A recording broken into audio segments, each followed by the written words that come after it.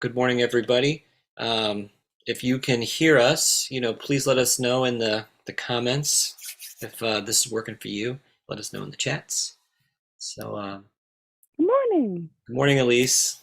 So glad you could make it. Uh, Yeah. well, we're gonna jump right into our opening thing, and then we'll get on with this show. So, let's see. Right. Thank you, everybody, for tuning in. Let me tell you a little bit about the network. This is Guy Etchison's Reinventing the Tattoo Network, where tattooers, apprentices, collectors, and the curious are all encouraged to join in these live stream and real world events. We beam out nearly every single day, and with your help, we've evolved into a quality network of amazing live and on demand art shows. Our goal is to inspire and ultimately create better art and tattoos together. You can find us either in the Apple App Store, the Google Play Store. We also have a podcast available on Spotify, wherever else you get your podcasts from.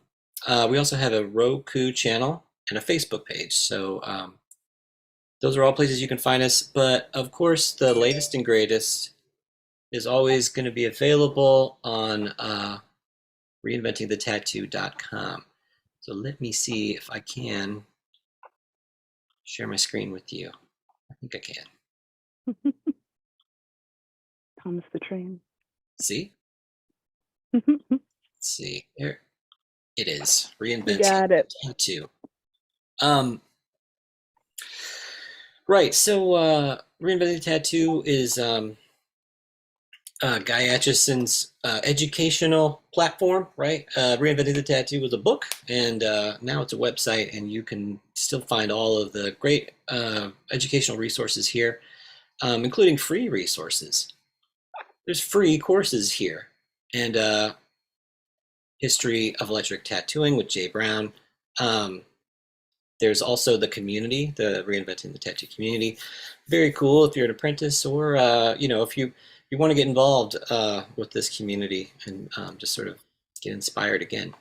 Um, there's also Derb Morrison's seminar on longevity of the tattoo artist, a really important, I think, resource for anybody that does tattoos, because you really want to have a long career, and you don't want to get, you know, you don't want to get like obstructed by injuries and stuff. So this is a really helpful seminar. I got a lot out of it myself. So, okay, let's check out the page. We can see some of the upcoming shows that are on Reinventing. Let's see. Down here, we can find the events schedule, and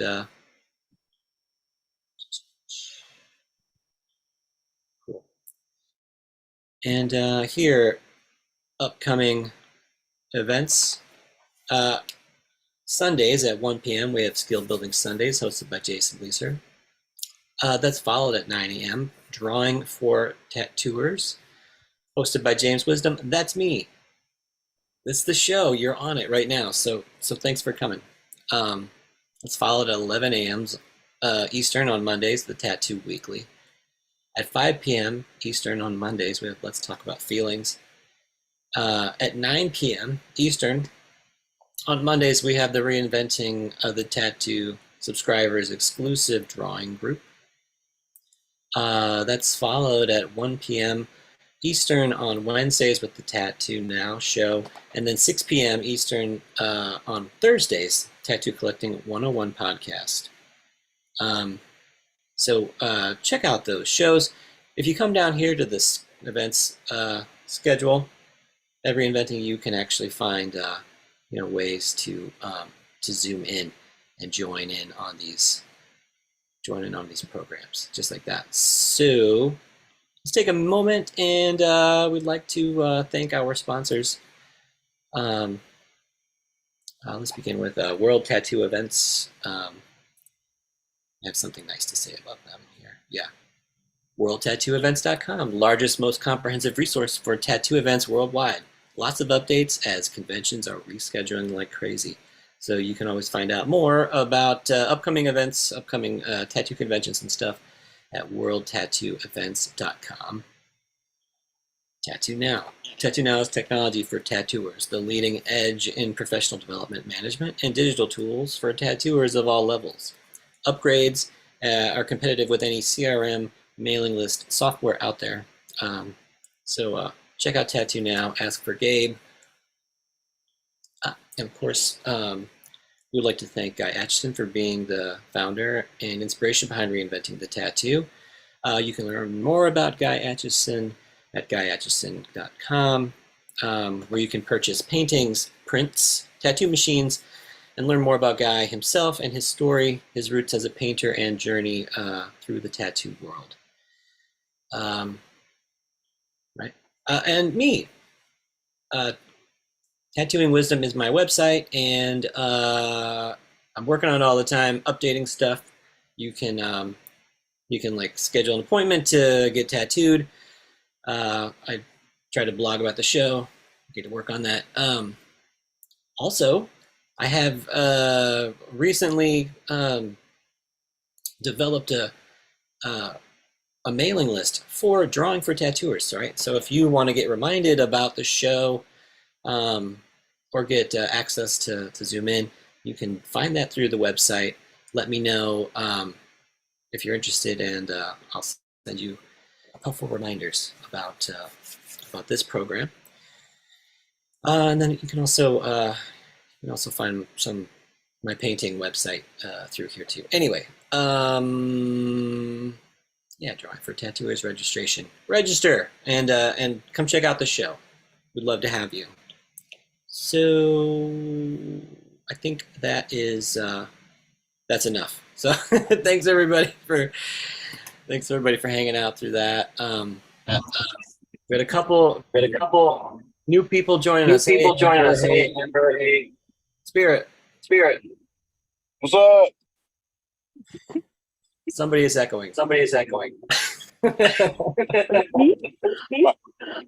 Uh-oh. Might be me. Let's see. All Are right, we how's still that? echoing? I think Okay, it was you. yeah, it was you. But well, as soon as you get somewhere, you can get that figured out. We'll have you on. So good morning, everybody. So great to see you. Good morning. Monday. Yeah. Uh-huh.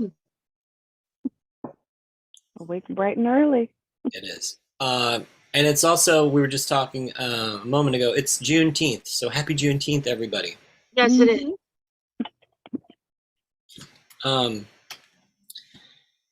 Yeah, I wasn't like aware of what Juneteenth was until really just a couple of years ago. And I think it's important that everybody knows. Let me see here. Yeah, I on the Wikipedia. Right. So Juneteenth. So the Wikipedia article on Juneteenth. Juneteenth is officially a national federal holiday, and that began in 2021. So let's see. Initially, right. So Juneteenth is a federal holiday commemorating the emancipation of enslaved African Americans, deriving its name from the combination of June and 19th. Basically, right, early celebrations date back to 1866. But this is about the Emancipation Proclamation. It wasn't known until 2 years after the fact, and so this is like celebrating the like this actual end of slavery in the United States. So the holiday is considered the longest running African American holiday, and it's been called America's second Independence Day. Let's see, it's to celebrate, educate, and to agitate. This is I like that. Anyway, yeah, so here's the history. On September 22nd, 1862, Abraham Lincoln announced the Emancipation Proclamation would go into effect on January 1st of 1863, promising to freedom to all enslaved peoples in the rebellious parts of the southern United States and the Confederacy. Texas was included, but not federally held territories such as Delaware, Maryland, and West Virginia. Enforcement of the proclamation generally relied upon the advancement of Union troops. Texas, as the most remote state of the former Confederacy, had seen an expansion of slavery because of the presence of Union troops was low as the American Civil War ended. Thus, the enforcement of the proclamation had been slow and inconsistent prior to Granger's order. Although the Emancipation Proclamation declared an end to slavery in the Confederate States, it did not end slavery in the states that remained in the Union for a while. Let's see. The 13th Amendment abolished chattel slavery nationwide December 6, 1865. So anyway, that's some history of Juneteenth holiday. And yeah, I was unaware of it for most of my life, and so figured I would just touch on it briefly today. Yeah, So I know thank you. I haven't. Yeah. I hadn't heard about it until a couple of years ago. Too. I heard about it on like a TV show. You know, there was that show Blackish, and I'm just like, I feel like someone didn't let me in the club. I'm like, I didn't hear anything about this. I didn't know it existed because I never heard about it in school or anything either. Yeah, I didn't either. It wasn't something that I had. I mean, it's kind of like this. You know, communication takes time, but there was. You know, this seems like an inordinate amount of time. You know, like way too long. Mm-hmm. So,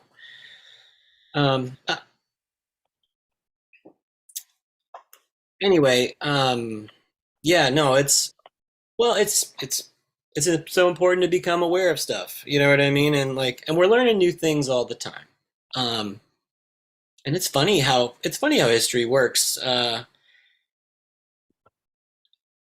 Not to, you know, I mean, I think that there's a lot of criticism about like history as being revisionist, that people will revise history, but I think that's what's so interesting about it is like, you know, there isn't like one right history. It's like history is always contingent on your point of view.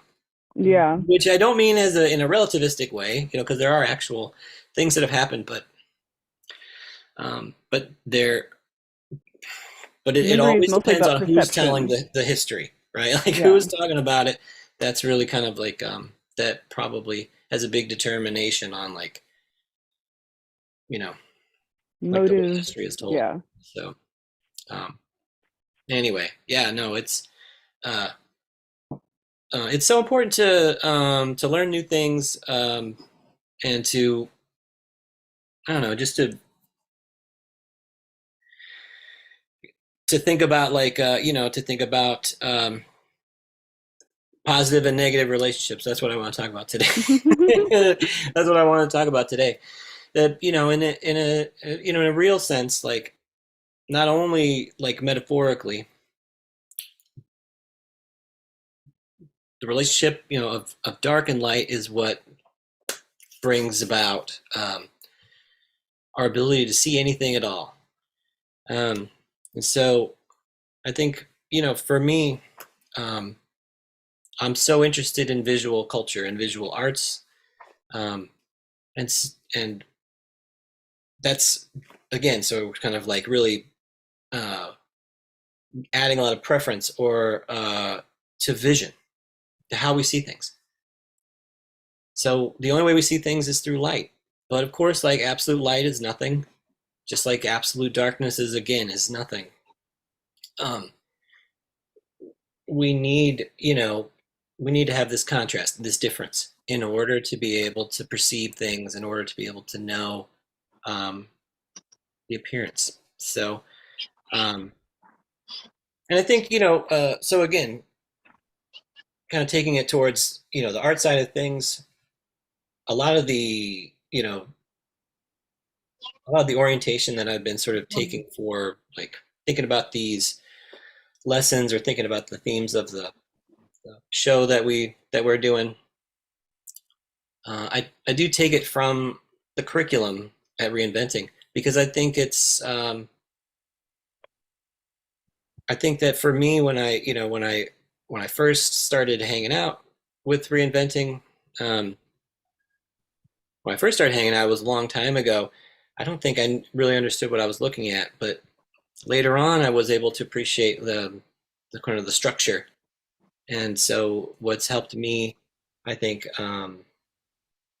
what's been helping me, like, sort of not only like develop my own art practice even more, is um, and also like sort of think about how to navigate this sort of space, this platform. I've been using the reinventing as a way to, just to kind of help me sort of think about what's important, right? Separate these sort of this contrast, this positive and negative relationships, if you like. So Mm. anyway, what I'm going to do real quick is I'm going to share my screen with you and kind of just go over this subject fairly quickly. Let's see.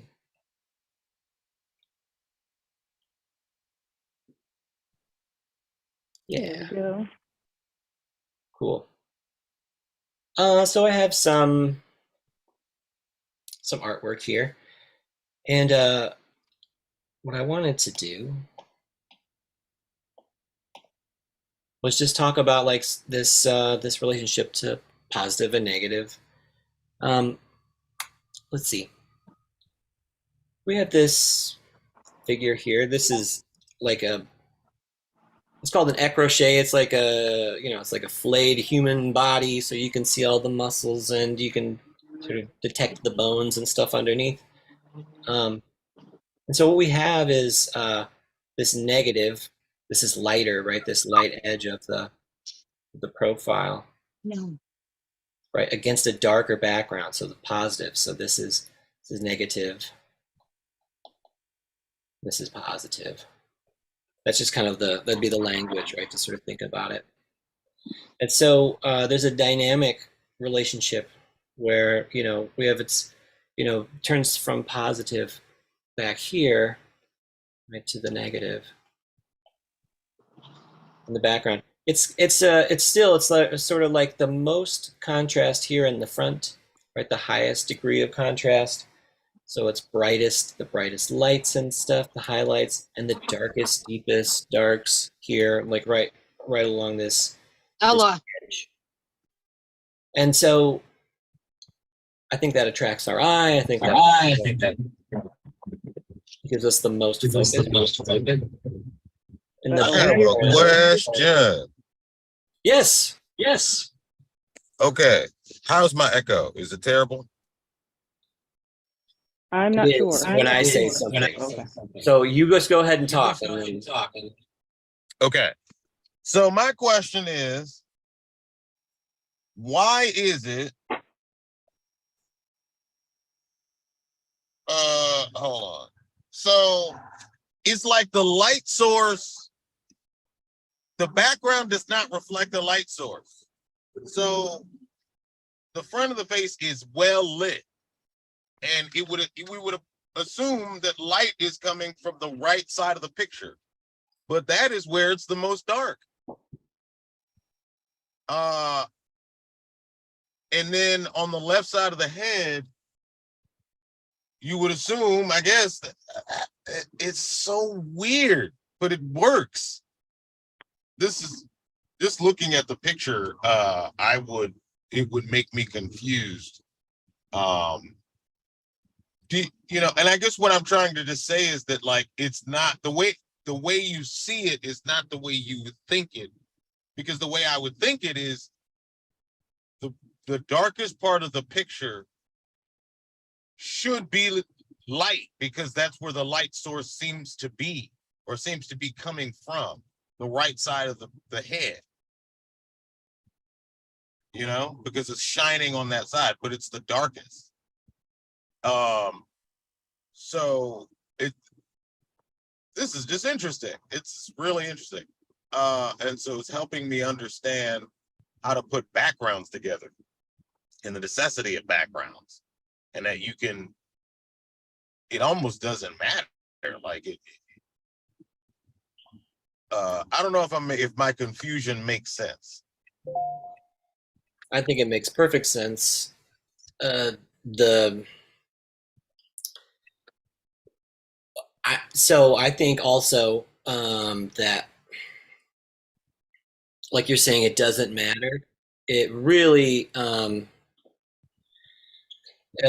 you really get a lot of freedom, I think, to say visually what it is you want to say. So you can allow the background to be lighter than it is or darker than it is, and if it helps you make the point that you're trying to make, if that makes sense, right? Um, I guess it's sort of like when we're looking, our minds are kind of putting this all this information. You're getting so much when we're actually looking at something, you know, and like we're really looking at it. Our minds are like interpreting it on so many levels, and so when we're drawing, I feel like we have the artistic license to, you know, to exaggerate a little bit, right? To sort of make the point a little bit more clearly if we need to.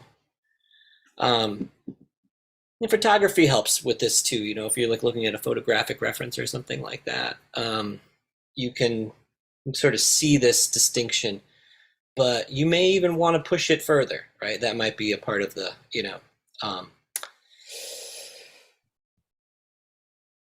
the beauty, right? Or the, you know, of making art, right? Artifice, right? You can manipulate just a little bit.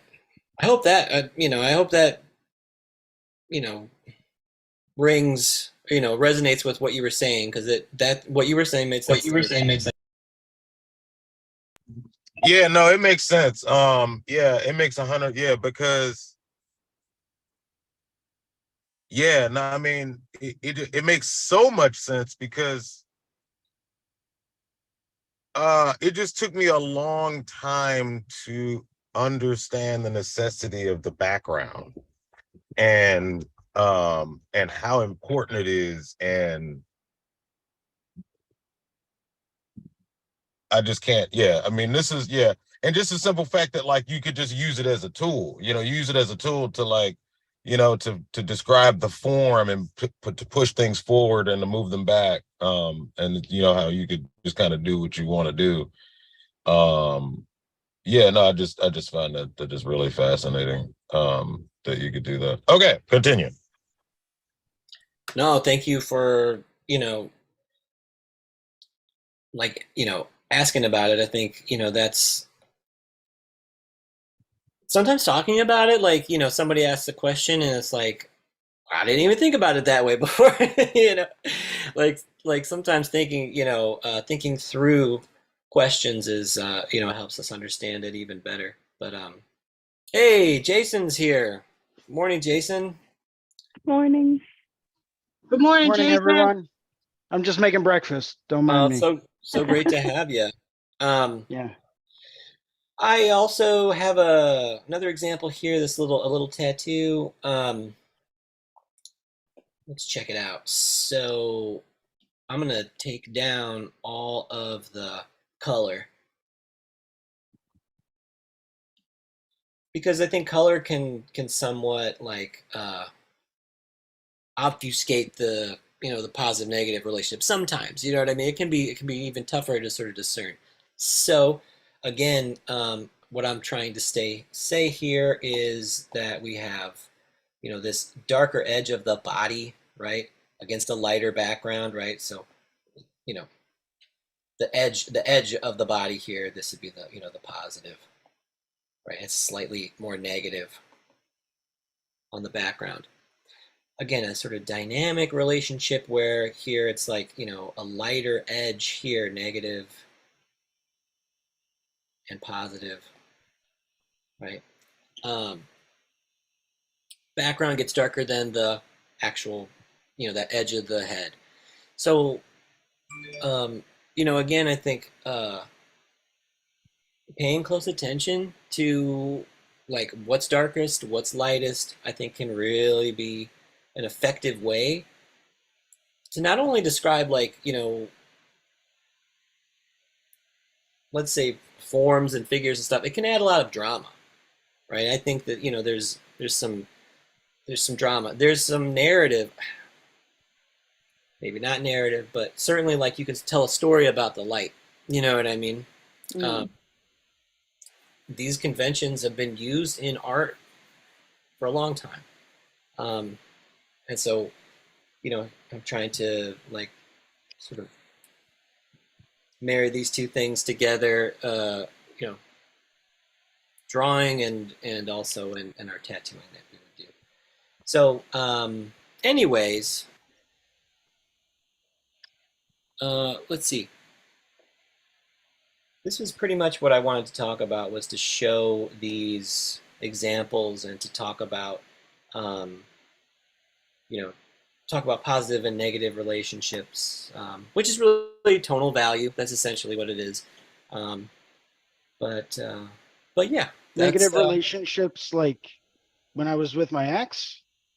Oh. Well, I think she was pretty negative. I think we are trying to, sort of think about this. That was supposed to be funny, by the way.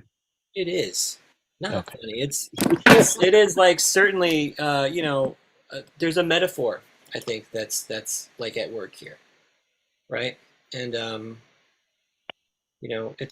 think it's valid, right, to sort of talk about this not only as as an art term, but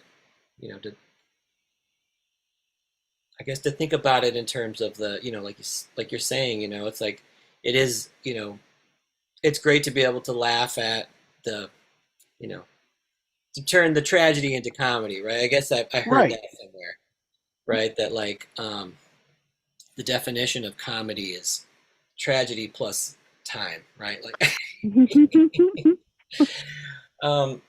but maybe that, like if it's not funny yet, it's just it's too soon. You heard that, right? Too soon, right? I think you touched on an important topic there about what back when you were talking about backgrounds, how everything's in a relationship with everything else, right?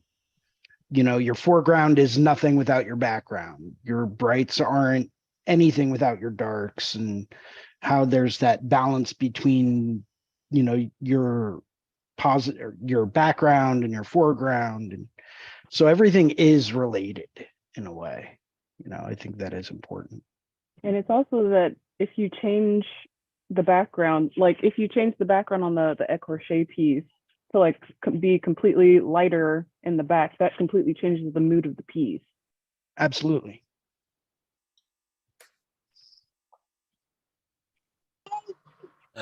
No, I agree. Let's see. That's a really good point. Mm. I know there's like an invert function. Go to probably like curve. It's on the layer. Tap on the layer. Got it. Yes, you're right. You're so right. Yep, there it is. Yeah. Hey. Yeah, it does. But yeah, completely changes it. Changes the, the sort of the mood of it, the, the way we interact with it. Yeah, I think that's so interesting. Well, yeah, thanks for listening to that, gang. I just wanted to, I wanted to touch on some art stuff, have a little bit of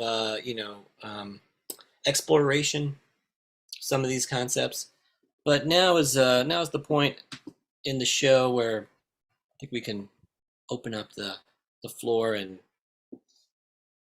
let you all kind of teach me a thing or two. That's what I that's really Try not why to I do choke on your this. coffee. That's really why I do this, is to, like, 'cause I get so much out of it. I learn more, by So by I learned something the other day. Don't know if it'll be useful to anyone here, but pink fiberglass insulation does not taste like cotton candy. Oh no. For anyone I out there that didn't know that, it does not taste like cotton candy. I'm afraid to ask how you've discerned how you've discerned that. Sometimes it's better to not ask. Now, I'm just being a goof. I'm just being a goof. Sorry about that. Um, James, you said something earlier, and I am still like paying attention. I'm trying to do coffee and cereal and all that all at the same time. So bear with me. You touched on something earlier when you were talking about narrative and storytelling and how certain things, will kind of hint at or portray emotions and tell a story. And I have to say, I disagree with you. Where when you mentioned earlier that light doesn't necessarily have or create a narrative, I think it definitely can. Um, it can definitely create drama and it can definitely create a mood. Imagine with that picture that you had up, imagine having a really bright spotlight, right, coming down from the upper right corner, right onto the face, right onto where the very brightest areas are, right? And then picture like a stage or an audience, very vaguely painted into the background. Okay, just as an idea, right? That bright spotlight immediately gives you the idea that, oh, maybe this person's on a stage, right? At least that's where my mind and my imagination would take me. So now that I'm thinking, oh, okay, there's this really bright concentrated spotlight on them. Now I want to know what's going on in the scene. Now I want to know, why is the light coming from that direction? Because it's very bright and it's very obvious that there's a spotlight coming down. But where is that leading to? Where is that coming from? Why is this thing under the spotlight? And it's by asking those questions, I think that's where the concept of narrative comes in, right? Because it makes you create the story, it makes you ask questions about a piece, and it makes you more involved in the actual piece itself. I really think that's such a great point.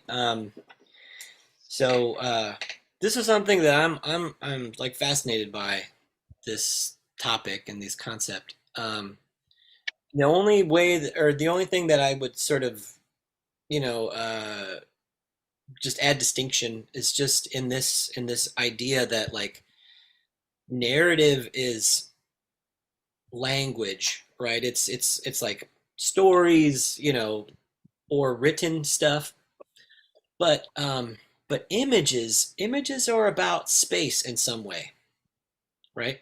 So there's this just a slight distinction about it, like, when, like you were saying, when we look at an image, we'll add language to it. That's like, in your head, like, you'll talk about, like, oh, you'll think about these words, stage, you'll identify things. When we read words, we produce images. When we hear words, when we read them, there's this really interesting, I think, like, interconnection between, you know, um, our imagination. How does the imagination sort of um, work? And it's kind of, and maybe this is the same thing, this contrast, this positive negative thing. Like, we need, like, without language, would we be able to really think thoughts I don't think so. You know, it would certainly, we, you know, animals have instincts, and you know, people certainly do, you know, but we also have an unconscious, right? We also have, we're sort of subjects, beings of language, and so when we look at things, we're able to understand them on a symbolic level, and we're also able to imagine. So I guess you know, I love what you're saying, and it makes total sense that we're gonna take any image and we're gonna think about what it means, but how does it mean it is probably the uh, that's the relationship that happens between like your the way you use language, and then the way that like an image is sort of constructed. So I, you know, so I think it's not really disagreeing with you. It's agreeing with what you're saying. If that makes, I hope that made sense. I don't know. It does. And I did want to apologize because, you know, I was making an assumption about definition of narrative and definition of language, and, No, you know, no, no without apologies clearly at all. defining that. You're right about it. It's that's the only distinction that I've made, and this isn't like I think this is something that like Guy Atchison was talking about one time. You know, he was talking about how like there doesn't have to be, you know, like some narrative. I may have even mentioned it or something like that in his presence, and he was, you know, he was saying like, it doesn't have to have a narrative. It's an image, you know, talking about Always abstraction. put narratives on things. That's interesting. It doesn't have to have a narrative. That's We will do it, right? But it's interesting that, you know, the difference between like an, you know, an image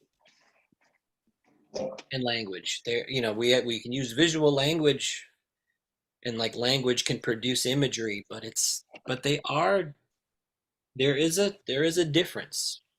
Well, I think there's also like a cultural context about how you would interpret an image. This is as an example to bring up like the écorché again, like depending on what your culture or what your family or what like where you came from, depending on what the language used in the household and the values that you had, like they could say that, I mean, there's two different thoughts where it's like, oh, the darkness in the photo could mean like evil or whatever, or the darkness could mean vulnerability, because like what happens in the shadows is that you keep your secrets there. But um depending on like culture, religion, region, and family dynamics, and just where you've come from, it can change your perception about different types of symbolism.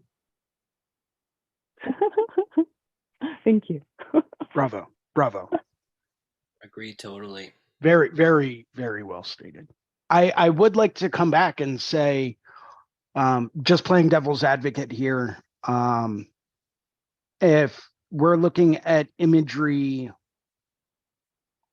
strictly as imagery, I would agree with that. If we're looking at imagery as something more, once again, I guess it really does kind of depend on your individual perspective and opinion. I don't, maybe I just read too much into things. No, I don't think you do. I mean, what's a real life example is that I have some friends who are into like Santa Muerte. You know, the I think it's from Mexico. Yep. The skeleton type of deity, and they find this beautiful like deity, whereas like my mom comes from a cult, like a very like straight-laced American culture, where it's just like, it's a skeleton, that's a dead person, that's scary for me because you know, dying is scary. Like, so there's, depending on the way that you're brought up and the viewpoint of like, death is a good thing or not a good thing, but death is like a natural thing that you shouldn't necessarily be afraid of because it's a natural part of life. Whereas different cultures are like, death is bad and scary, you know. Well, Thank you. I was talking more in terms of like narrative and pictures telling a story, right? They don't have to, but historically, we've got a lot of precedent when it comes down to pictures telling a story. So that's kind of where I was coming from with that kind of a statement. You're But I totally think, right. No, I think about like yeah, the history of church painting, right? Like Mm. yeah, paintings that would depict Bible stories and stuff like that in a time Egyptians, before cave people, painting, yeah, all of it. totally. Yeah, in a time Um, before people could really read, you know what I mean? Mm. But people could talk, right? There, you know what I mean? So we had language, we had the word, but as far as being able to transmit that on a through the technology of writing and stuff, um, picture thinking I think is inherent to the way we think about stuff, and you can't like you just have to reconcile with it being this thing that like you know uh, is imaginative. It always is. It's not the real thing. You know what I mean? Like it's just Mm. like it never is. But uh, that's that's what the word artifice kind of gets at. And we talk about the skillful manipulation of vision for the pleasurable consumption of the audience, right? But again, this is images are deceptions because they claim to be something that they are not. Hmm. This is what Preach. this is yeah, what this is what images are. This is not a cigar. this is why I Exactly. love this show, man. Exactly. Yes. Exactly. They offer a claim of something that they can never be. And we want to like imagine that there's something behind this appearance. But it's what we put into it. You know what I mean? It's like it's almost it almost ends up becoming more about yourself, if you know what I mean, if you will, is the way you interpret something. Um, then that thing, then the essence of it could ever be, you know. But anyway, that's yeah, no, I think this is I'm fascinated by Uh-oh. it. No, So so good you had to funny. say it twice. Hmm. Mm. Right.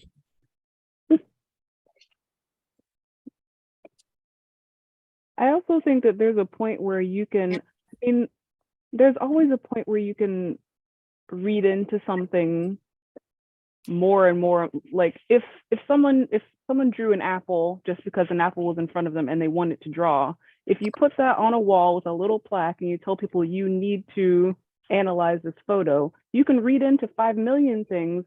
Oh, I think the artist meant this and the artist meant that, and then they bring out the artist and the artist like, there was an apple on the table and I had a pencil and paper,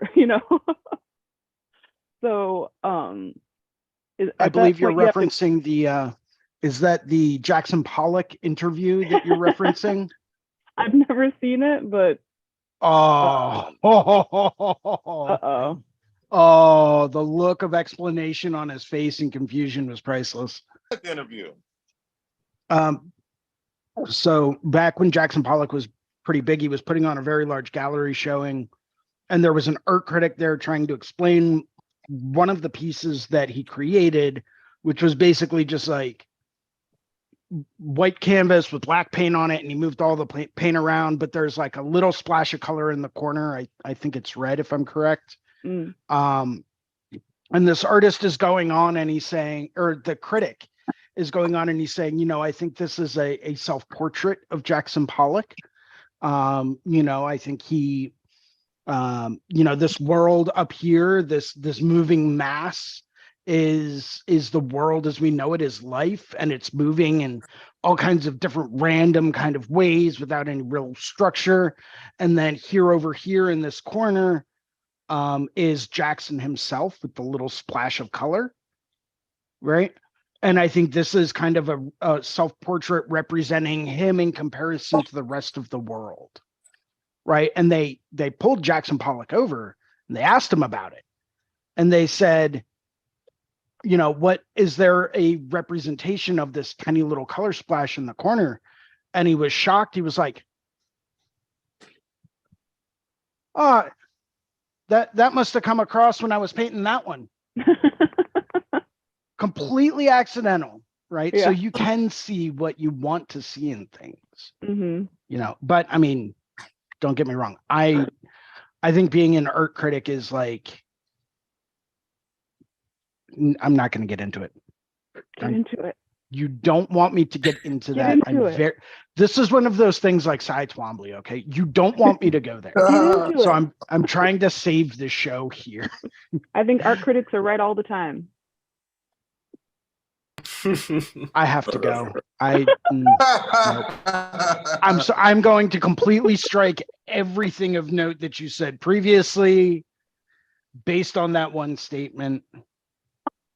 An art critic's job is literally just to say, I like things and sometimes I write it down. That's what they get paid for. No. It's literally just an opinion. By the way, I don't believe that art critics are right all the time. I just trying to get. I figure. Yeah. Art critics to me are just, I don't know. You know, it's interesting. I like, just if I may, just an anecdote. While I was at the Indianapolis convention last week, it was a blast. I got to be a judge for the tattoo competition at the on Sunday night. Nice. It was awesome. Yeah, it was really great. And but we were being art critics, you know. we were being art critics. And at a certain point we were doing like best of the show. We were doing that category. The other judges and we turned to each other and we're like, I can't tattoo like this. Like I can't, we can't tattoo this well. And it was in that moment we kind of realized, like, that that's not the point. And we are tasked with passing some some judgment. Now, really try to think about as many sort of technical aspects as we could, as try to make it as meritorious as possible, right? Just based on the merits, like who did the best, like application, composition, like fit and flow, some of the sort of the fundamentals that we could.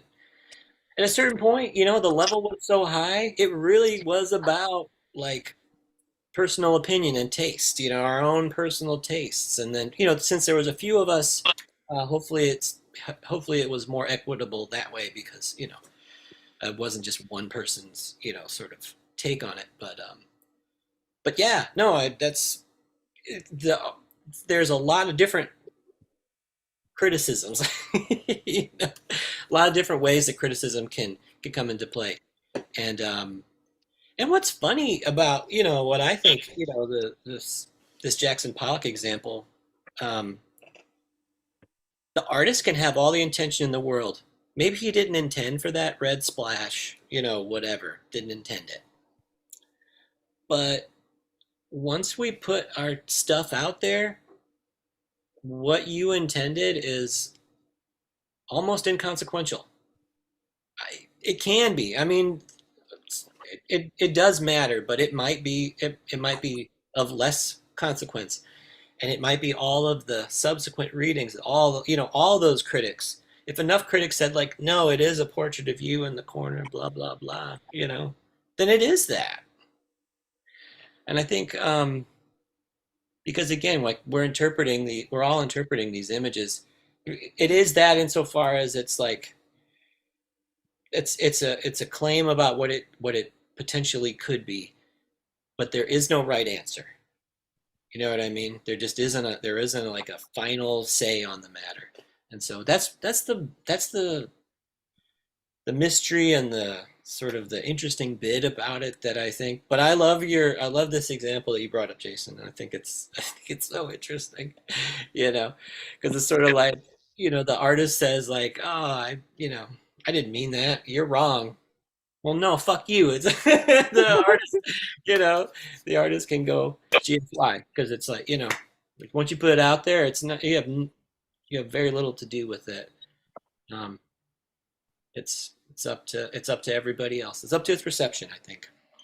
I would also like to state that I don't exactly always think artist statements about their work are always very credible.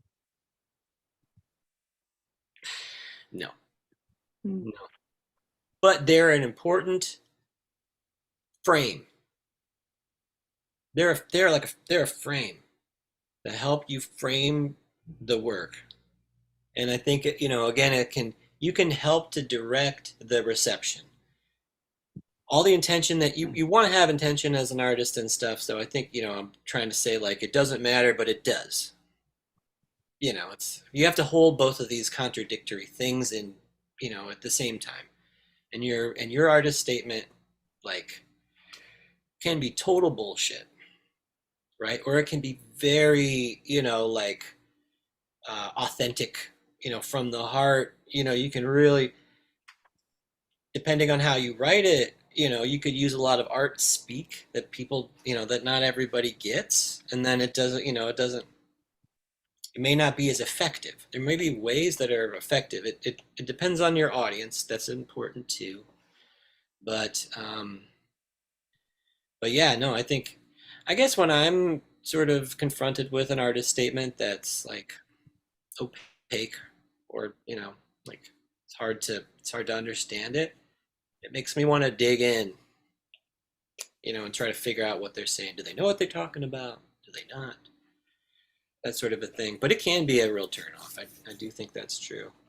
But I really do think that it kind of gets back to this whole idea of like the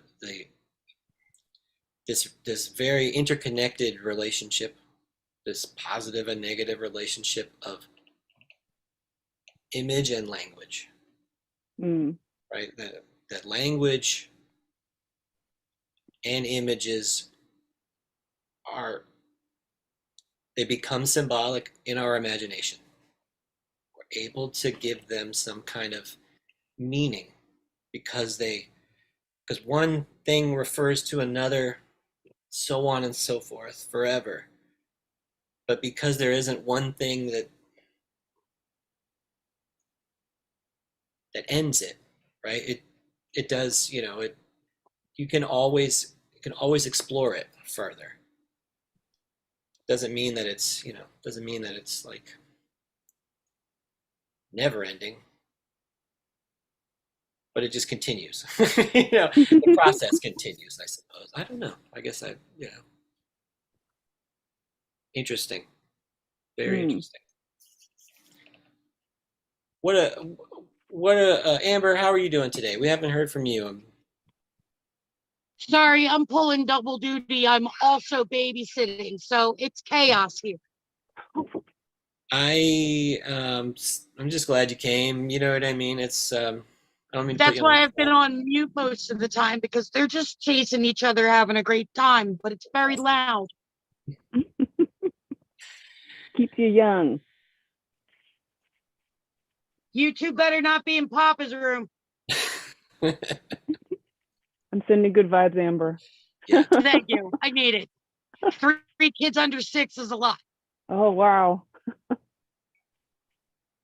I love them, but it's like herding baby goats.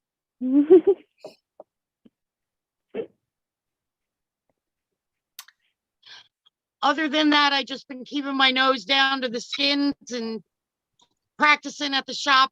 I'm horrible about taking pictures of my work, though. I keep forgetting. Mm.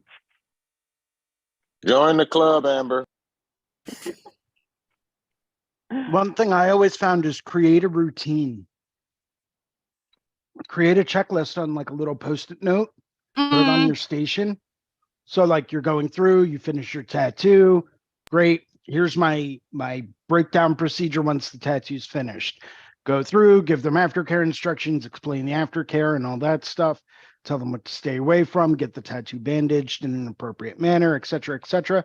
Oh, but wait, I forgot to take a picture of it, right? That was me every time. Rewrote the list. Tattoo gets finished. Step 1, take photo.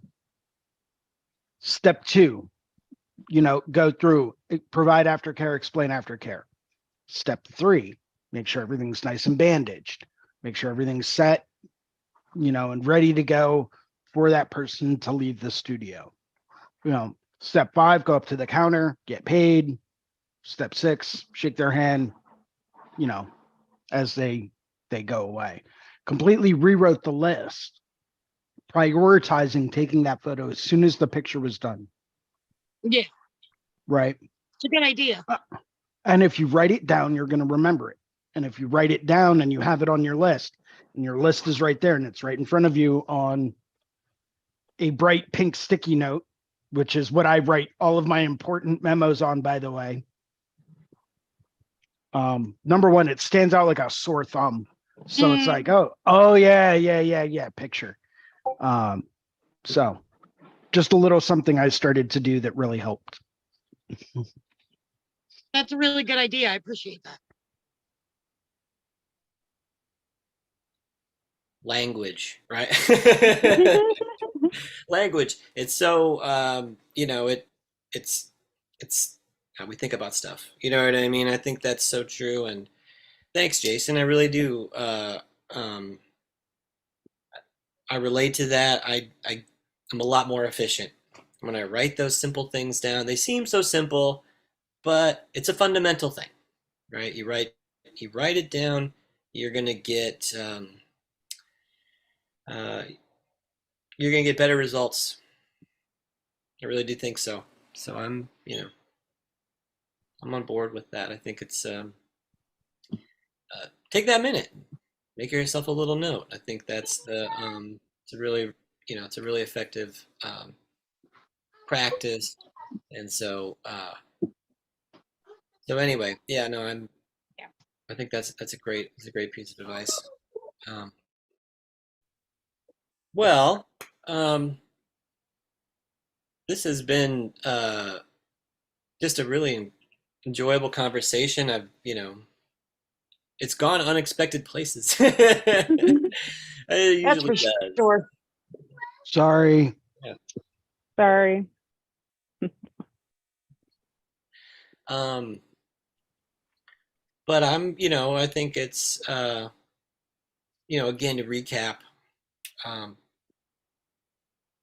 we talked about positive and negative, right? And so I think, that very basic kind of, tonal relationship in your artwork, if you can really start to, not only think about it, but go back through your work and look for it. I know I've been trying to do it, and I was struggling to find a couple of pictures where I think these are good examples to show the gang. You know what I mean? It's like it's so. You know what I see way more often in my pictures is a very kind of ineffective relationship to these things, where I get where there's too much dark, right, or there's too much light. It's not as well considered. These are the things that uh, I think this has been really helpful for me to go back through, look at my work, be critical, and then to think about like how am I gonna approach this in the future? So now I'm not trying to get down in the dumps, right? Like I'm terrible and I'm the worst. I'll never I'll never be able to do it. Instead, I'm thinking about like the importance of these experiences. Trying to like positivize these negative things, right? This is negative, but I'm try to make the best out of it. Which I get, that's like such a platitude and nobody cares. But, you know, um, Well, I think it was Nietzsche that said, and I could be wrong, as long as you learn something from every experience, then there is no such thing as a negative experience. You know, there's always a takeaway from everything. Hmm. You know, so I don't know. I could be misquoting there completely. Nietzsche, I'm sorry, but yeah, if you're learning from it, then it can't be negative. Well, no, I think that you make a really great point. That it's, well, Happy we thoughts, learn from happy our thoughts. failures, right? You know what I mean? Like Exactly. we learn more from the failure than we do from the success. I mean, I heard that somewhere. I don't know who I'm quoting there, but I do feel like it has to be true. You know what I mean? I think about like I got a really tough, critique about my tattoo work years ago. It was years ago. I went to, I won't like name names, but I went to a shop and I was trying to get a job and I had my portfolio and I'm like, hey, check out this work, you want me to work here, blah blah blah. And it was like this dude let me have it. You know what I mean? He told me what was up. It like hurt really bad. Very painful. To the ego. You know what I mean? Especially Mm-hmm. especially thinking that I kind of walked in with this attitude you know I'm good enough for this. You know what I mean? I'm maybe, and an arrogance. It's funny, being an artist at all, has to be this bit of delusion that's accompanies it. You have to have it. But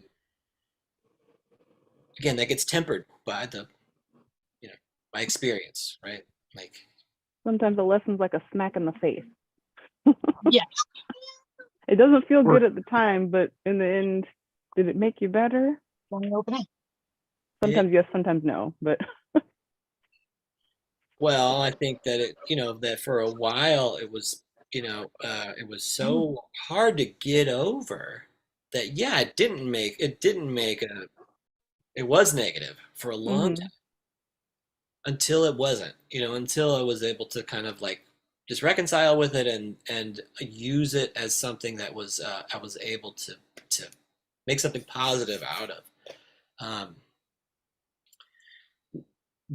but again, it's sort of like knowing that you know there's always room for improvement, right? And not being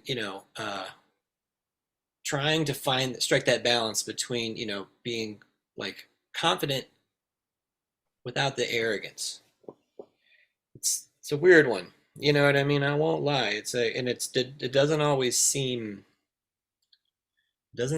so cut and dry, if you will. You know what I mean?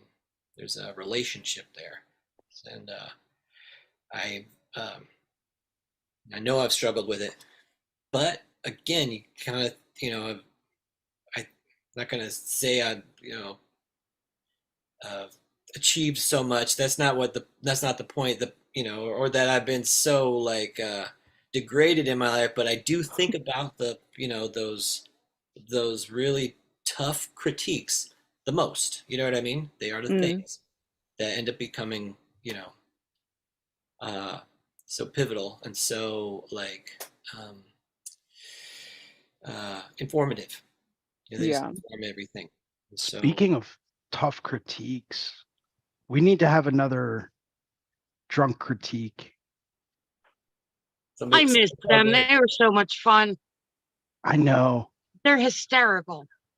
I got ripped apart by, I mean, very well known, very well respected artists. They tore my work to shreds. I mean, I felt like I was about that big, but I thanked every person that critiqued me because it taught me something and brought to light something that I knew I needed to work on, you know? So, but yeah, we're overdue for another drunk critique. I need to make some calls and get that to happen. Can I get a critique? Of Yeah. course. You want to get a drunk critique or a regular drunk? I All mean, right, if everybody anybody little- give me a wants to have a critiques chat, are- I'm cool with that. they're I mean, they're brutal. Bring it up here. They are If you wanna- they are the most brutal critiques I think I've ever heard in my life. They are not kind by any means. They're funny for people whose work isn't getting critiqued. But if your work's getting critiqued, know that there's no holding back. It is brutal and it is complete honesty. And it's very enlightening. You need that Like sometimes. you gotta though. like, prepare yourself mentally just to go into that and put your work up. Because it is ruthless. I've never had Yeah, a drunk critique before. I've So had regular ones. imagine Bob Tyrell, Joe Capobianco, and the whole host of other people that are on there that are all very well known, very well respected in this industry, sitting around drinking whiskey and bourbon and tequila and whatever they have on hand. And then sitting down and looking at your tattoos and asking them for an honest critique about them.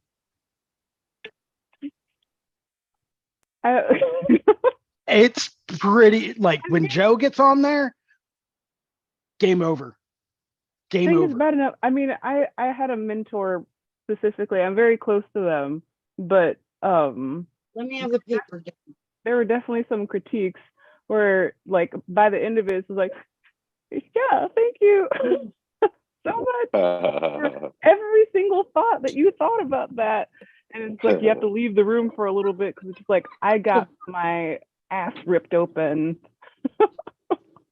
Or what? Because like Yeah. sometimes you walk in, you're just like, oh, I did so well, and then they tell you all of the reasons why it sucks.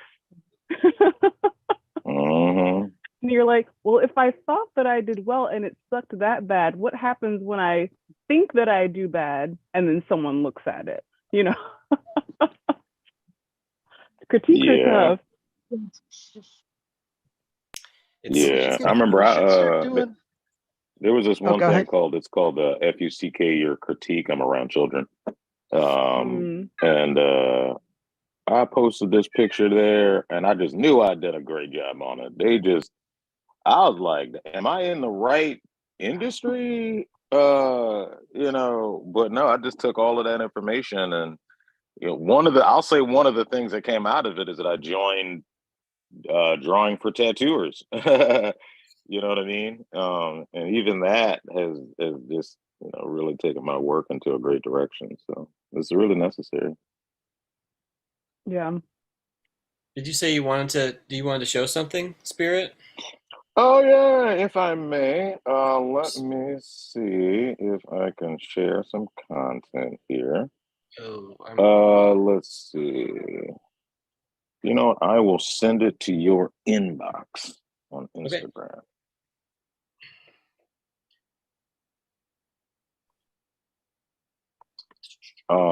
It's a piece that I've been working on. It's actually a cover up.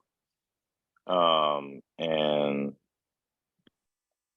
let's see.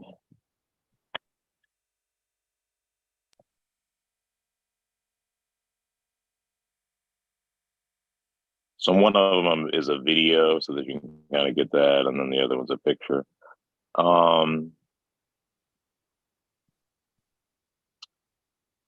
Cool. Let's see.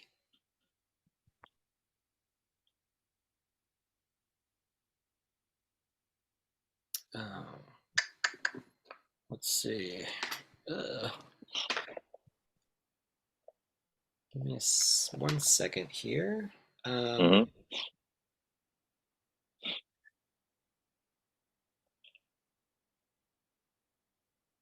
Okay, cool. So I wonder. I need to learn how to do this on the Zoom app.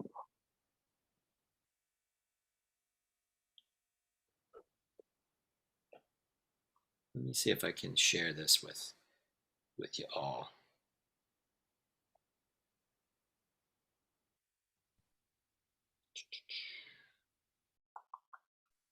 Hmm.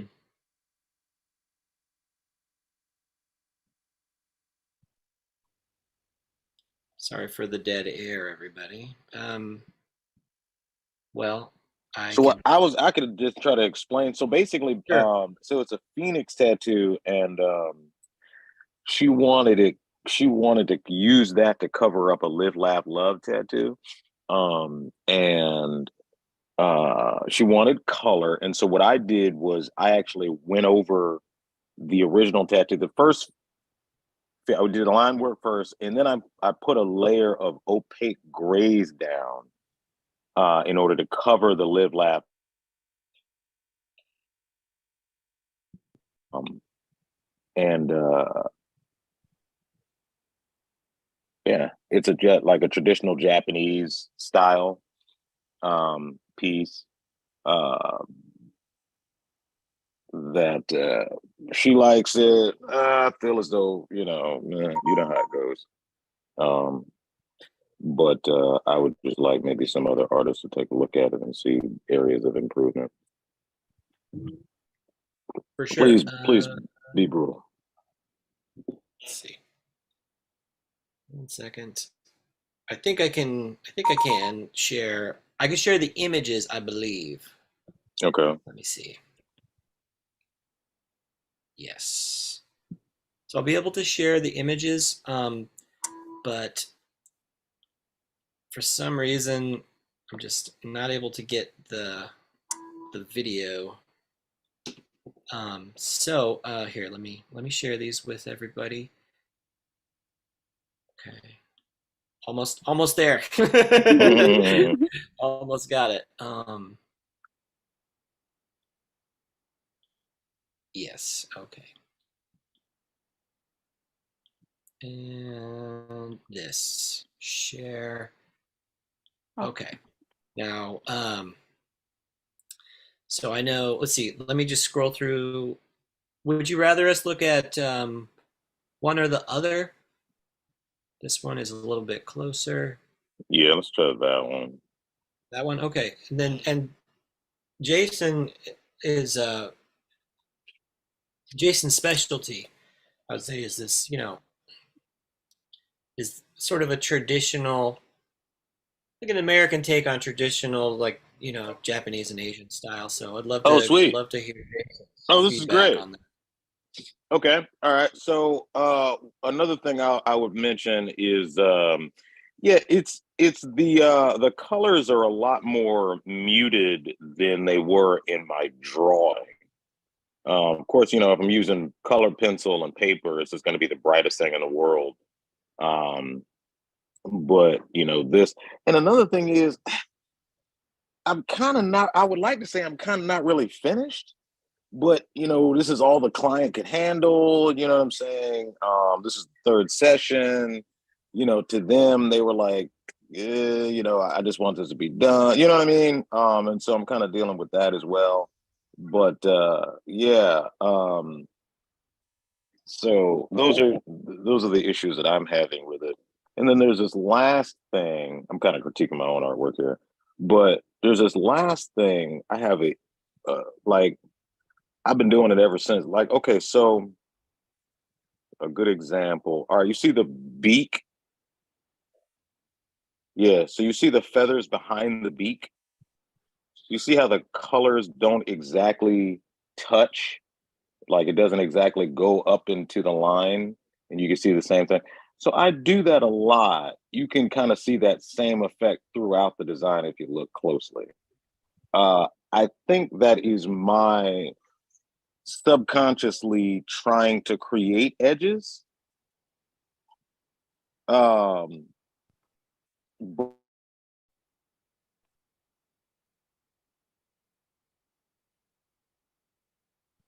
I don't know. Yeah, I think we might have lost. I think your Yeah. your audio dropped out for just a moment there. So we oh, okay. missed what you were saying. So you were saying this is, so you leave a little bit of like a negative. You let some skin show through, or you leave it a little bit lighter.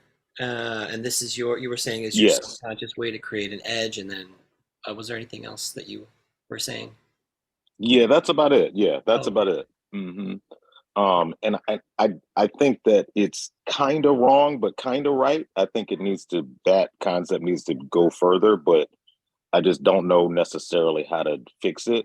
I would say if I had maybe like 2 more hours with this piece, I would have taken a liner and I would have like, in those little areas done like a super light, or you know what I'm saying? Or just a contrast to the other piece that it's adjacent to. Um, but yeah, so that's, yeah, that's Awesome. No, thank you So for sharing it. Yes, Jason, let you have a crack at it, please. okay, so there's a couple of things that stand out to me, and I can understand where you're coming from with trying to create those edges. And you see it specifically in those blue feathers, both at the top and at the bottom, mhm, where the color doesn't really go all the way to the edge, especially if you look at the interior where you have those pinks and those reds. mhm, Bring that all the way up. Even if you go through and you take that pink and you just dip into some white, just to make it a lighter tone, just to cap off that edge. That way you're really filling up that whole space. I like the way that you didn't use super heavy outlines on the blue feathers in the background. I do like that. I think those feathers should be, because they've got a natural contrast with the cooler blue tones, even though they have pink in the middle. You've got that natural contrast with the cooler blue tones next to those like deep muted reds and yellows and browns in the wings. That even if you brought that color all the way up, it would still stand out and it would still create that contrast where you would still know exactly what it is. Great flow in the piece. I really like the piece as far as like all of the flow goes. Maybe take some of the feathers coming off the back of the head, wrap those curling down in the opposite direction down towards the wing. What that would do is create that downward motion for your eye to connect the top edge of the bottom wing to the head so that you've got this naturally occurring kind of shape. I think it needs more background for sure, especially if it's that Japanese kind of style. Right in the area behind the neck where you've got that nice bold line, make that black. Whole area, black it out. And then fade that all the way back. What that's going to do is push even though you've got muted tones, it's going to push that whole area way more forward. So it's really going to create that sense of depth there. You're talking about where, like in the center, like in the middle where that little swirl is? Correct. Correct. I would have just done straight black there. And then as I worked my way back and out to the left and up, I would have started to slowly fade it out to like a mid-tone gray and then a light gray and then out. It creates that depth that you're going for, and would really help just kind of push the whole neck area forward. Yeah, and that's the thing. Like I was having an issue with the back of the little curly hairs on the back of the head. I didn't know how to bring those forward, the back of the head, while also keeping the head from looking like it's just floating in midair. Right. Well, you kind of already fixed that because you've got three very distinctive layers and levels here. You've got your forewing, the one all the way at the bottom. That's definitely more towards the front. Then you have your middle ground, which is the head and the neck area. And then you've got your background, which is the wing behind that. So there's 3 levels there. And then you added a 4th with those blue tail feathers, right? So you've got plenty of separation and depth already just by layering things in that way. So right there, I would know that head and neck is connected to that forewing, and that wing back behind the head is going to be part of the same body. It's got the same color scheme. It's got the same structure. That to me mentally is going to connect regardless. Got it. So having that head just floating in space wouldn't even have been an issue. Okay. Because all of those three things right there all connect in your mind, and you're seeing that same color scheme throughout. So mentally in your mind, it connects that wing behind the head to the head and the neck area to the wing in the foreground. So all of that is already connected. So I don't think you would have really ended up with that sense in any aspect. I would have gone with some brighter tones if at all possible. I know you said it was a cover up, but you know, maybe take some brighter reds into the neck area, some brighter oranges, layer that in. Great shape, great color palettes. I would have brought the colors all the way out to the edges, because in more of a traditional Japanese kind of feel, you want flat areas of color. Everything, if you look at traditional, like real traditional Japanese stuff, they didn't add value. They didn't add, you know, black and drop shadows and black and gray undertones and value and modeling. None of that stuff was a concept. It was, if this area is red, it's red.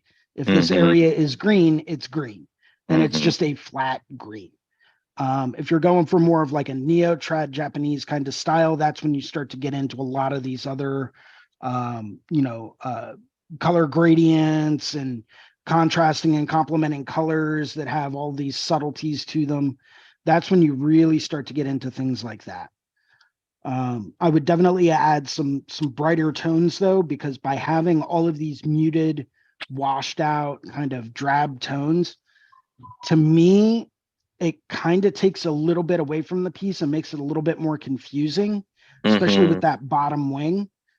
That bottom wing really needs to come forward more. Sometimes you can use brighter colors for that. You know, even if you had like a bright red right before it transitioned into the yellow at the tips of the feathers, that would have really stood out a bit more. Then you could have tied that in with some brighter reds on the neck area. And then maybe a hint of it in the top wing. That would have really pumped that color forward a bit more. Okay. Yeah. What do you how do you feel about the saturation? So from what I can see, the saturation of the like muted brick reds looks pretty decent. Once again, I would have taken that all the way out to each edge and let those outlines really create that shape and that form. Just because having that dark black outline there, it's going to create the separation in feathers anyway. Looks like some of the yellows are pretty saturated, but without really seeing it in person, it's kind of hard to tell. The yellow ochres and browns that you used in the wing behind the head, those look pretty well saturated. Some of those brick reds behind the head don't necessarily hold the same intensity or same level of saturation as the wing in the foreground. Same thing with the yellows in the wing in the foreground. Those don't necessarily look quite as saturated as the ones in the wing in the back of the head. Those blues could really, like, even if you took a brighter blue, like right off of that lighter blue tone, like a robin's egg or something like that, you could have really packed that in and blended that out, and that would have been super solid and saturated throughout. Yeah, I'd say if it was one thing I would say to work on is your color blends, and just blending out a little bit more. You've got I don't want to say it's a choppy. I don't want to say it's a choppy transition, because it's not. But I think it could be a little bit smoother between your ultra dark blues into your mid-tone blues. You can kind of see where you started to mix in your mid-tone blues into your darker blues, but it didn't quite transition out quite as well. One trick to do that a little bit better, honestly, just start dirty dipping. Go from your darker blue and just touch the lighter blue, then touch it a little bit more until you get just one shade, bigger. Then you just do a little bit in one spot, and then you move to another spot and you do a little bit. Then you move to another spot and you do a little bit. Then you dip into the lighter blue again to get one more elevated level of lighter blue. And then you do a little bit more coming off of that. So take it in gradual steps, work right off the tips and just kind of feather it out each time. And it really creates a silky smooth, solid, saturated transition. And one little trick that I picked up in Puerto Rico one year is once you're done coloring an area, like once everything is done, take a small round shader, like an 8-round shader or something like that, go back through and at the edges right by the black line, go through and fill in the color against that black line to really bring all of those tones all the way out to that line. That's going to help you get rid of that that part where it doesn't quite go up to the line. It's really going to fill it in, even if you're using a lighter tone or a lighter color to create that edge or that border next to the line. It's really going to help really fill up that space. Because right now I can see it in a lot of different spots. You've got some area in that forewing, looks like it's not the red part, it's right above the red part, where you left that kind of a ridge right at the tips of the feathers. That's actually done really well. Really like the way that that's done, because that creates a lighter value. From there, you could even take some black, go right behind that ridge of feathers, sweep that out into the reds a little bit. That would have created a bit of a drop shadow or created a little bit more of the value there, to really kind of create that modeling, and create that kind of a drop shadow-esque area there. Love what you did with the neck ruffle. I really like the way that was done. And that's because you've got a lot of dark right next to an area of a lot of light. So it creates that natural separation. I think there was a lot of really great points there. Here's what, if I may, I just want to say that uh, I really can't see the cover up at all. I think that part, you know what I mean, just sort of highlighting the point, you know what I mean, that the cover up, because it's so crucial. It wasn't it doesn't, I mean, it's like if we look really hard, you can kind of make out that there might be something going on, but that's just because we know. You know what I mean? Right. Because you mentioned it, like if you hadn't mentioned it at all, I might not even question that it was a cover up. So I think that's very successful. And Thank something you. yeah, yeah, of course. So I think something that Jason was getting at that I think is really working with this piece is there's a shadow, there's a darkness that frames out the head. You kind of put a little bit of like it ends up becoming a more powerful line. Here it's, by the front of the face, it's more of an edge, and then back here at the back of the neck, more of a line, but it really separates, it lifts the head forward. And that's the point, that's the area of interest. It was smart not to include any of that, none of that cover-ups going through this delicate facial feature. And so I think that was also very smart. It kind of takes our eye away from the cover-up part. Um, uh, that's always a tricky business to navigate. Like, where do you put the cover up at? And so there's a few areas I think that you used that were smart. But what was even more effective is you were able to sort of capture, the personality, because the face really shines. There's a lot of really beautiful sort of details in the face, and this edge that like sort of lifts it off. I think that's that positive negative thing we are talking about. You know what I mean? That's that contrast that like, light, it's light against dark. That's what really separates it. I do see Jason's point about there is a way that you could maybe push that background, make it the darkest part. and so Mm-hmm. so that all of the feathers are by comparison are lighter. Um, and so I think too that this is some, like the only critique I guess that I have is this, like, and it's almost one that's as much for myself, is like, you know, I love to get into the colors and to sort of draw that stuff, but if I really make myself do a value study first and then stick with it, like it's like, and then take a step back, do a value study, take a step back and make sure that I've got like this order very clear. This is the Mm-hmm. part, this is the middle, and then that's the light part. And as long as there really isn't, like, I don't have that same dark value in the background in the light stuff, and so on and so forth.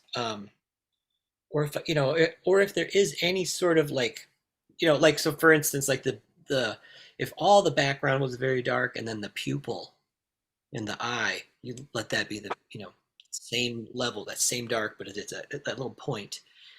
There's something about that magic. You know what I mean? It makes us. It just attracts us. You know what I mean? It just attracts our Mm-hmm. Yeah. eyes and stuff like that. So that's my only criticism about it. I think that the strong points, the flow, really, there's a real great flow to it. Again, really clever cover up. That part's happening. I I actually there's I don't hate the muted colors. You know what I mean? There's something about them that I think is really nice. I would And that's the thing. Like, I wanted it to be a lot brighter, but it's just it just didn't. Thank you for saying that, yeah, because well, maybe it's their skin. You know what I mean? Maybe it's this the person's, skin. Yeah. yeah, Right. like everybody's different. You know what I mean? And it's like sometimes, if they have like a just even a little touch of olive in their skin, you know what I mean, and you're trying to use blue and purple and stuff like that on it, it can just sort of like it can get darker than we intend, I think, Yeah. almost right away. um and I have a client that deals with that too. Her sometimes, if like the really light colors will scar a little bit, and you know what I mean, it's like so Mm-hmm. sensitive to it. And it's so managing, what I mean, managing that, like, because like you don't know sometimes how somebody's gonna, how their skin is gonna react to it. um, Right. See, here's my kind of reasoning behind why I would have gone with a bit of a brighter tone for the actual body of the Phoenix itself. Mm-hmm. Immediately when I look at this piece, like in totality as a whole, my eyes are immediately getting drawn to the pinks at the bottom and at the top, because those to me are the brightest, most high key colors. Okay. Yep. Um, Whereas if those were muted down, say you used more of like a muted blue or a muted red in those areas as opposed to those brighter pinks, I think it would have stuck a lot more with the kind of theme that you were going with. But Mm-hmm. that's where I would have put some brighter values in the actual, like, by brighter, I mean like more pure, more vibrant kind of colors in the Phoenix itself. Because if all of the colors are muted, except for certain vibrant tones, your eye is naturally going to travel to those vibrant tones. I That's right. agree. Yeah, I agree Yeah, with that. that makes sense, because those are the highest in contrast with, you know what I mean. Yeah, they're the Yeah, the most pinks and the blue. pure tones. Mm-hmm. So I would have kept the background tail feathers a bit more muted, and I would have made the body of the Phoenix a little bit of a higher key as far as chroma goes, just to put more emphasis on that. That way my eyes isn't kind of separated top and bottom, because immediately that's where my eye is going.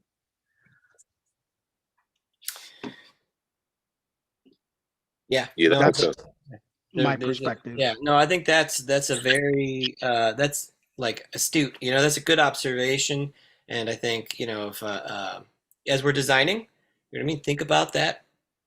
That's another contrast, right? The temperature of the color, the warm and Mhm. the cool. You know what I mean? The how intense how intense the chroma is, how how like saturated the color is, like as far as like is it very pure, that sort of a thing. Those are all ways of achieving difference and contrast. And so yeah, Jason is, yeah, you're right that it does attract us, those points. Um, so I think that how you feeling, Spirit? Did you get some feedback on this that is going to be helpful for you? I feel really good about it. I really appreciate it. I did a lot of like preparatory work for this piece. And one of the things I wanted to also talk about is how do you guys like just because we can't really, these aren't paintings. We have to eventually step away from it. And and oftentimes it's the client that is doing the stepping away. So and like I was saying before, if I could spend 4 or 5 more hours with this, 10 hours with this piece, I would. You know what I mean? How would you guys like just reconcile something like that? Would you contact, hey, what's up? I know, I just want to maybe get in on it like 2, 3 more hours or whatever. I'll discount you. I'll be cheap or whatever. You know what I'm saying? We'll do it for free. How would you? Because I would like to post this and I'd like to be proud of it and stuff like that. Maybe post it to like Instagram or stuff like that. But I don't know if this is public ready. Um, she loves it. She thinks it's gorgeous. You know what I mean? But me as the artist, I'm like, you know, uh, yeah. So how would you guys kind of handle the issue of wanting to go back into a piece? I think that um, that's probably just about all of them, right? You all it's just about Yeah. every single one. There's always something. There's always room for improvement. Mm-hmm. I think you should be proud, and then again, like to take the critique, you know what I mean, that you got, and that's going to help you navigate the next time. Yeah. So, because we're at where we're at, I suppose. I'm trying to give myself a pep talk here too. It's fucking tough. It's really tough. But I mean, I think that what you end up with, um, this is one step. It's great that she likes it, and I think, but again, that ends up being not necessarily always the thing that doesn't do it for us. You know what I mean, as artists.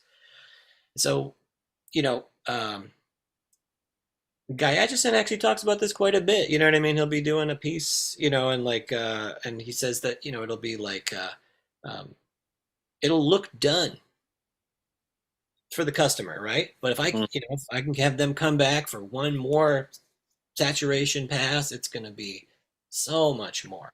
So Mm-hmm. I think just be patient, and Yeah. hopefully this one comes back to you if it's supposed to happen, and you can give it one more go. But again, I think just there'll be you keep working on it. There'll be another tattoo that you will do, and then you can hit it a few more times. And as you continue, I think to probably, this is what I'm finding, the more that I am able to make these discernments about the very simple thing, be decisive on the simple things of where's the dark, where's the light, um, how am I gonna like provide contrast. It makes the piece go so much more efficiently, Mm. so much faster, especially if I don't have to really think about it too much. There's a bit of probably mastery that occurs, like the more that you do it, the more that you're kind of meditating on it and practicing it, that when you get into the tattoo, because there's so many other things to think about, Mm-hmm. it starts to become a flow that you're just, you're just doing it. It's working because you're keeping those fundamental things in mind. Um, Again, it's just I'm working on it too. We all are. We're all working on it. So, and nobody has the final answer. It's just you end up becoming more efficient.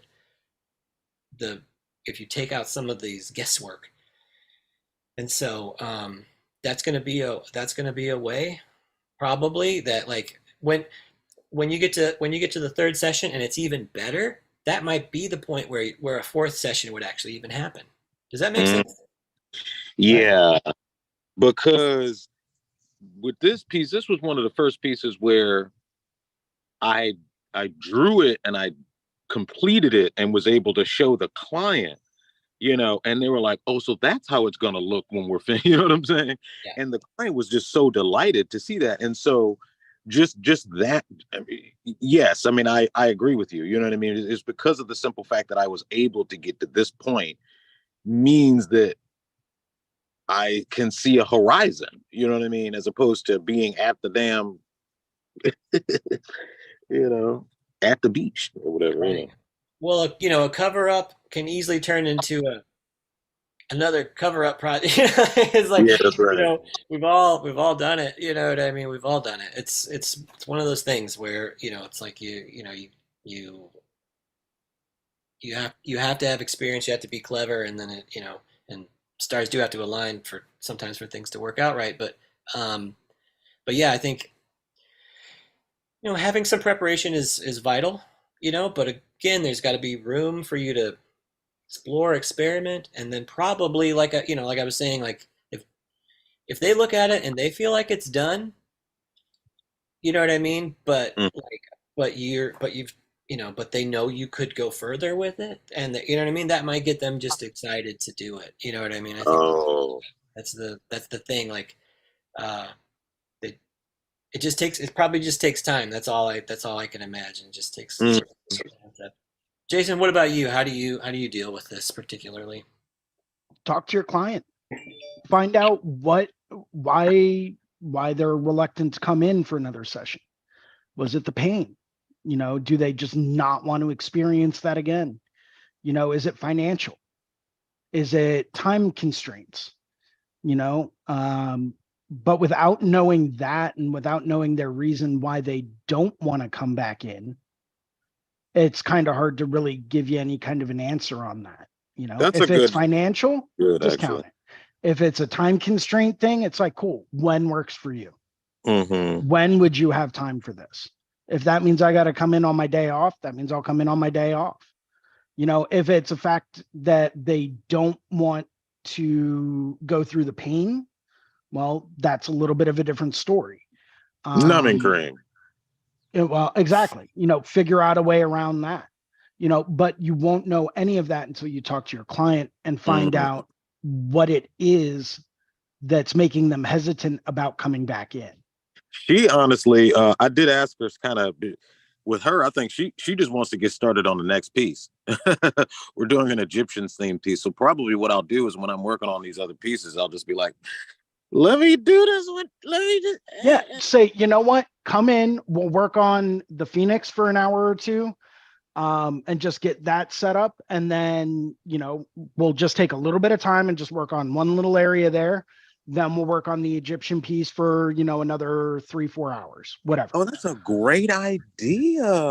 You know, Because it's like we're you're doing still an getting your hour. Egyptian piece. Everything's already out anyway. So you might as well work on that for a little bit as well.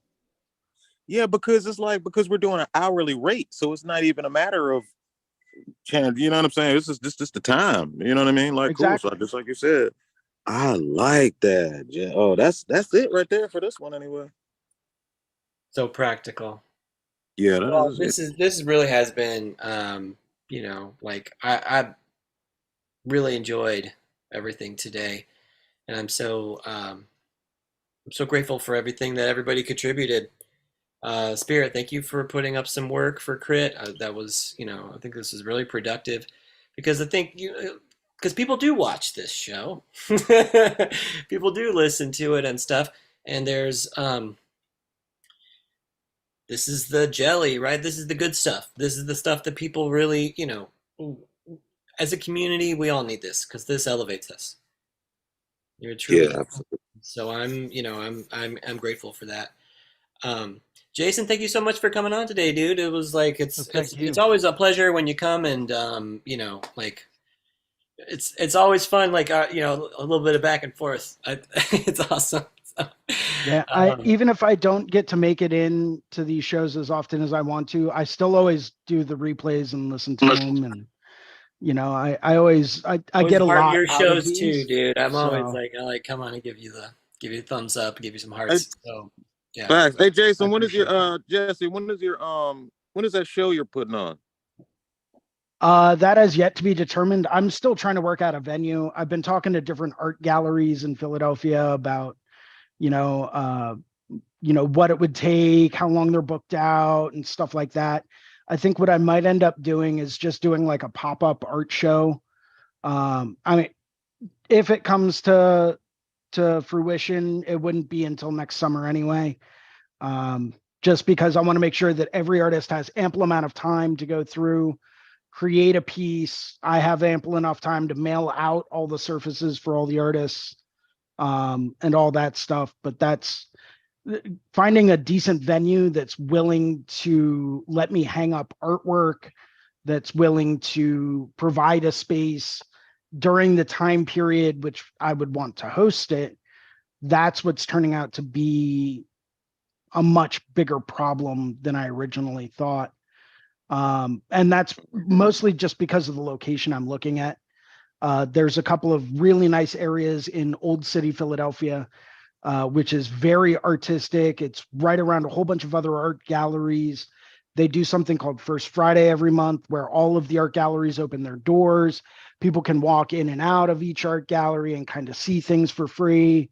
And so I'm trying to plan it around that for maximum exposure. But finding a decent venue in that kind of an area that's going to allow me to do what I need to do and has ample enough space to host, I'm estimating at a maximum of 50 pieces for this art show at 2 feet by 5 feet.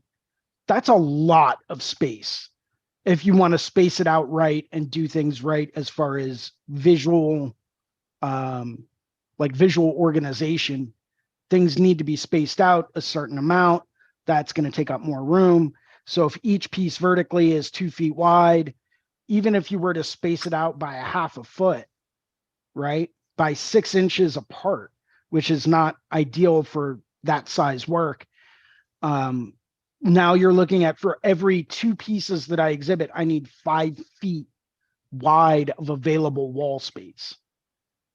That's a lot more. And if I've got 50 pieces, that's a lot. Jason, you can do it. We believe in you. You got this, You bud. can do it. Yeah, you can do it. So I yeah, think no, I've hang in got an there. idea. Keep working on it. I think you got to handle on logistics, and I think it's you build it, they will come, right? It's got to be. I already have like 20 some odd people that are interested and willing to participate from places like Australia, Canada, all over the US. I'm talking to a few people in Europe as well. It's just a matter of, once I can nail down a venue and I really can set that up, everything else is just going to flow like clockwork. Well, I need to find like one or two investors if I really want to do it right. But I'm also looking at publishing a book of it afterwards, an actual hardbound publication. So talking to different publishers about that. I know who I would like to go through for it, but I don't know if they would be interested. I'm also going to reach out to a couple of other people like Troy Temple, who's from Philadelphia. He runs Villain Arts. So all of the Villain Arts conventions, that's what he does. But he also has a publishing company and all types of other side jobs. So I want to reach out to him and talk to him about venue space, if he's got recommendations, if he's got ideas about publication, limited run, maybe 1,000 copies of the book, sell them for $500 a piece at, I think I had it figured out, like book 12 inches wide by, with fold outs, maybe, I think I had it set up for, so 2.5. So 15 inches tall by 12 inches wide, with like every other page being a full fold out. so that it's a half-size reproduction of the actual piece exhibited. Hmm. So I've got all of this back end stuff that I'm working on, because I know art shows and art gallery shows don't typically tend to turn too much profit. So figuring out a way to make the money on the back end is where I'm really coming into, like, that's where I've really decided to put a lot more focus, because art shows don't typically generate a whole lot of money. And I don't want to have to charge the artists too much money, to participate. $50 an artist is for a surface provided, plus mailing there with the surface and a return label. If I can figure out a way to do all of that for $50, per artist, I don't see an artist that would turn that down. Especially if they get a publication afterwards, they get exposure for the art shows, all the social media marketing that we're going to be doing for it to try to drive up, interest and anticipation and stuff like that. So there's a lot that's going into it, and we may have to push it back an additional year after that. I'd like to do a summer show in Philadelphia, but maybe if talking to Troy, he's like, oh, well, we'll just host it at the Philadelphia show. And it's like, well, I'd like to not do it during a convention. Would like it to be its own entity, to focus more on the fine art aspect of things, as opposed to, oh yeah, there's like thousands of tattooers here, let's go see what they're doing. Right. Well, I mean, But I think it's really fascinating in concept. Having it at a convention wouldn't be all bad. It would definitely be, it seems like that would definitely be, you have built-in audience. There's also, there's some infrastructure that's there. From that, it can escape the convention scene and make it right. into this fine art world that we think we want so bad. But anyway, I'm so glad that you are working on it. This is a very cool thing. And so I applaud you. But we're gonna wrap it up today. Let's do some sign-offs. Jason, tell us who you are and where we can find you at. Sure. So my name is Jason Leeser. I host the Skill Building Sunday drawing groups every Sunday here on the Reinventing the Tattoo Network. I am a full-time tattoo artist outside of Philadelphia in the suburbs. You can find me working at the Inkwell Tattoo in Southampton, Pennsylvania. I also have a small printmaking company. You can hit me up for that. It's Tattoo Art Prints on Instagram. Feel free to hit me up. Let me know if there's anything I can do for anyone, help you out in any way. James, as always, I love jumping into these shows. It's always a blast. It's a shame I can't do it more often, but time constraints are a real thing. So Totally. No. Yeah. Can I come over on Sundays sometimes? yeah, anytime All you right. want to join, man, All right. anytime. You are always welcome. The door is always wide right. open for you. No, that's awesome. I certainly will come and disrupt you eventually. Please, by No, all I'm like, means. yeah, I work on Sunday. I keep thinking about it. Like, I just need to set up my camera so I'm like tattooing and I could be on your, like on Right? your Oh, show. that'd be awesome. But I'm like, I gotta have a tattoo at that time. Anyway, no. Right. Thank you, Jason, so much for coming. It really was. Thank you. It is always amazing getting a chance to talk to you. Spirit, if you're still with us, I'd love to get some, sign off for you. Yeah. Absolutely. Yeah, absolutely. I am tattoos by Spirit on Instagram, tattoos by Spirit on TikTok, tattoosbyspirit.com. I appreciate you guys always doing the show. I love coming on here and just kind of learning. Yeah. Oh, y'all want to see the baby? Of course. Absolutely. Yeah. She's asleep right now. Oh, My boo-boo. That's for the world to see, my boo-boo. Sweet. So that's what's been kind of keeping me away from class lately. You know what I'm saying? To be all up in her face. So That makes sense. yeah. Oh yeah, it's going down. Cool, man. I wanted to say I saw you posted you were featured in a magazine. That's awesome. So congrats on that. Thank you so much. Thank you very much. I appreciate it. It's a really, really good feeling to finally be out to I feel like I've arrived a little bit. You know what I'm saying? It was no, it's a beautiful feature. Um, Shows your work. It's great promotion, but I think too, it's like there's something about this, like a physical, real thing. You know what I mean? That's like that's awesome, dude. So Yeah. I'm jealous. So yeah, You do it too. I gotta What? work harder. I gotta keep working, man. You're doing so well. So thank you Cool. for Thanks, coming man. today, Spirit. Thanks for again for putting up your piece for Crit.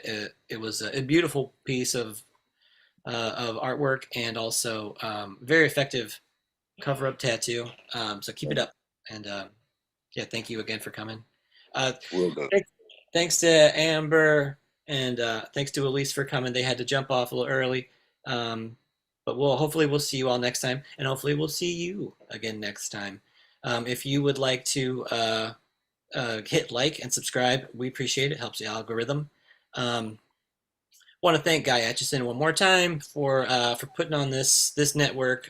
Thanks, Guy. It's a great community that you've got going on here, and so, but we appreciate everything you do. Get better soon. Hope he gets well soon. So, but anyway, I'm James Wisdom. You can find me in Indianapolis, a tattoo at Artistic Skin Designs. You can also find me on social media and my website, tattooingwisdom.com. This has been Drawing for Tattooers. Happy drawing, everybody, and we'll see you next stream.